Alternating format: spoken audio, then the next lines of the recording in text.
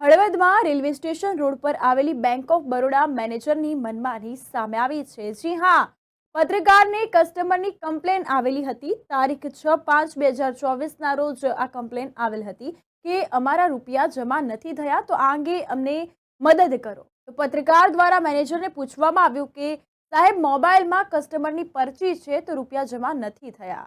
તો મેનેજરે લાલગુમ થઈને બેફામ રીતે બોલવા લાગ્યા અને કસ્ટમર સિવાય મારી પાસે કોઈએ આવવું નહીં તેવું જણાવ્યું હતું અને કહેવામાં આવ્યું કે તમે વકીલ છો, તમે પોલીસવાળા છો, તમે પત્રકાર, મારે કોઈ જ લેવા દેવા નથી।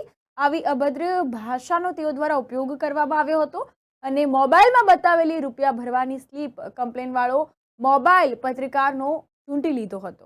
આ અંતર્ગત વાત કરીએ તો મેનેજરે તમારાથી થાય તે કરી લો તેવું પણ જણાવ્યું હતું અને પત્રકારિતા ને લાજવી હતી।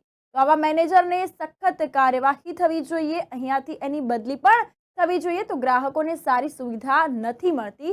આ અંતર્ગત કેવાયસી કરેલ 10 દિવસથી આ પેન્ડિંગ વસ્તુ પડેલી છે। બેઠા બેઠા પગાર લેવો એ સરકારનું શોષણ થતું હોય તો આ અટકાવવા માટે હળવદવાસીઓની લોકમાંગ પણ ઉઠવા પામી છે। રમેશભાઈ મુમાભાઈ હાડકડા છે। હું ગત 6/5ના રોજ BOB માં મારું એકાઉન્ટ છે, ત્યાં મેં કેશિયર ઉપર જમા કરી આવ્યું 3:30 વાગ્યાની આસપાસ। અને મેં પૂછ્યું તેમને કે કેટલી વારમાં મારા કેશ જમા થશે એકાઉન્ટમાં, મને કે અડધો કલાકમાં। તો તે દિવસે મોડી રાત સુધી જમા ન થયા। તો બીજે દિવસે મારી 2 EMI ઉપાડવાની હતી જે લોન છે તો મને ટેન્શન હતું મારું સિબિલ ખરાબ થવાનું। તો સિબિલ ખરાબ થવાના હિસાબે મેં તાત્કાલિક બીજા રોકડની વ્યવસ્થા કરી અને મારા સંબંધીના એકાઉન્ટમાંથી મારા એકાઉન્ટમાં મેં ગૂગલ પેથી નખાયું। તો બીજે દિવસે 7 તારીખે ઇલેક્શન હોવાથી, રજા હોવાથી મારું 8 વાગ્યા દરમિયાન 2 EMI રાબેતા મુજબનું થઈ ગયું, એટલે મેં વ્યવસ્થા કરી।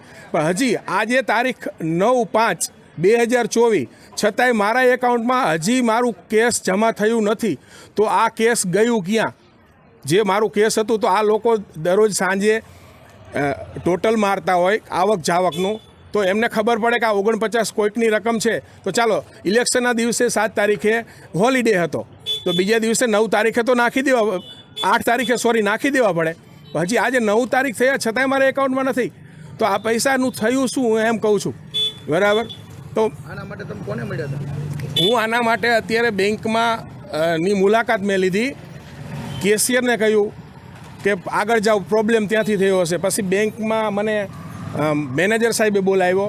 મેં કહ્યું સર, આવું તો ન ચાલે, તમે તમારા કસ્ટમરો સાથે આ કેવી રીતનો વ્યવહાર કે અમારા છતાં પૈસે અમે જમા કરવા છતાંય અમારા એકાઉન્ટમાં જમા ન થાય અને અમારે EMI માટે છતાંય તે જ દિવસે બીજી વ્યવસ્થા કરવી પડે, નહીંતર અમારું સિબિલ સ્કોર ખરાબ થવાની ટેન્શન હતું।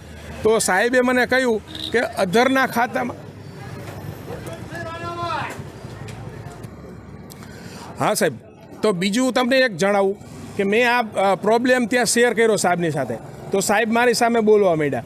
મને કે તમે તકલીફ, મેં કહ્યું સાહેબ તકલીફ તમારા બેંકની છે। તો મને કે તમે કેમ આમ બોલો છો કે આવ, મેં કહ્યું સાહેબ પ્રોબ્લેમ થાય ખાતાધારકની સામે તો ખાતાધારક સાહેબ બોલવાનો જ છે।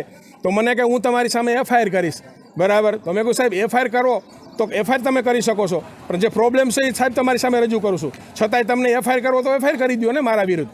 પણ જે હજી અત્યાર સુધી સાહેબ 9 તારીખ સુધી 6 તારીખના જમા કરાવેલા, આજે 9 તારીખ સુધી જો જમા મારા એકાઉન્ટમાં ન થતા હોય તો હું તમારી સામે સાહેબ રજૂઆત તો કરી જ શકું। કોઈ પણ એકાઉન્ટ ધારક રજૂઆત કરી જ શકે છે તમારી સામે, બરાબર? કરી શકે। તો સાહેબ તમે મને ઉલટાનું એમ કહો છો કે તમે બેંકમાં આવું ન બોલો અને અમે તમારી સાથે FIR કરશું, તો સાહેબ કરી શકો છો। હું તો મારી જે ઠાલવું છું વ્યથા એ ઠાલવું છું। રમેશભાઈ ગંગારામ મારું નામ। 10 દી પહેલાં આવ્યો તો પૈસા ઉપાડવા નિશાળિયાના છોકરાના, તે કે કેવાયસી કરાવવું પડશે। કેવાયસી કરાવીને આવી ગયો, પછી કે 2 દી આવજો, કે 2 દી પછી આવ્યો તો ન પડ્યો ના 10 દી થયા, હજી કેવાયસી નથી થયું। આ બેંકની બેદરકારી કેટલી, અમારે ધક્કા જ ખાવાના કેટલા? આમની ઘણી બેદરકારી છે, આમને કોઈ કહેવાવાળું જ નથી। હું કોઈ મોટા માણસ કહે તો કંઈક ખ્યાલ આવે, આમને કંઈ આંખ ઉગડી છે નહીં। ગરીબ માણસોને બહુ હેરાન કરે, ધક્કા જ એટલા ખવડાવે। ગરીબ આમાં નવરા હોય કે ખાવાના કરવાના।